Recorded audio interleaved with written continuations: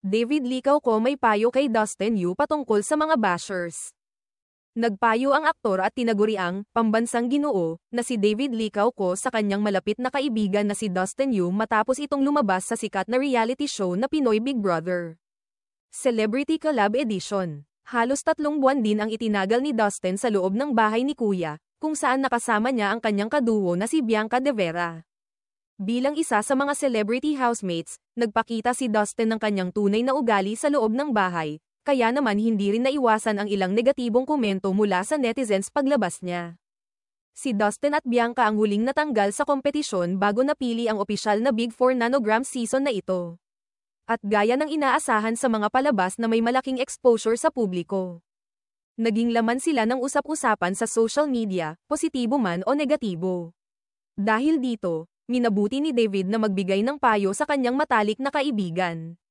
Ayon kay David, hindi dapat masyadong dibdibin ni Dustin ang masasamang opinyon ng ilang tao online.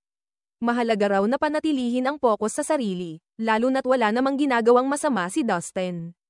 Huwag mo nang isipin ang mga haters. Nandyan na yan. Control what you can control, ani David sa isang panayam ng 24 na oras.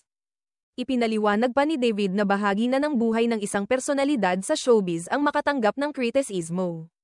Hindi raw ito maiiwasan, lalo na kapag nasa mata ka ng publiko. Ngunit ang mahalaga ay kung paano mo pinipili ang mga laban na papatulan mo. Kailangan niyang gawin yung mga ginagawa niya dati.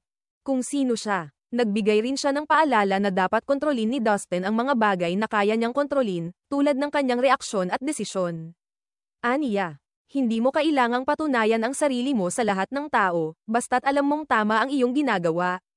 Focus ka na lang sa mga taong sumusuporta sa iyo at sa mga opportunities na darating pa. Sa kabila ng pambabatikos, patuloy pa rin ang pag-abot ni Dustin sa kanyang mga pangarap sa industriya ng entertainment. Determinado siyang gamitin ang kanyang exposure sa PBB bilang tulay upang mapalawak pa ang kanyang karera. Kilala si David hindi lang sa kanyang kagwapuhan kundi pati na rin sa pagiging mabuting kaibigan at huwaran sa showbiz. Kaya naman hindi katakatakang handa siyang magbigay ng payo at suporta sa kanyang mga kaibigan sa panahon ng pagsubok.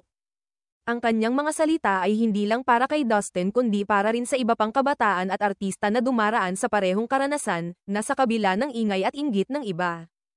Ang mahalaga ay manatiling totoo sa sarili, magpatuloy sa kabutihan, at huwag hayaang matalo ng negatibo ang kanilang pag-asa at dedikasyon.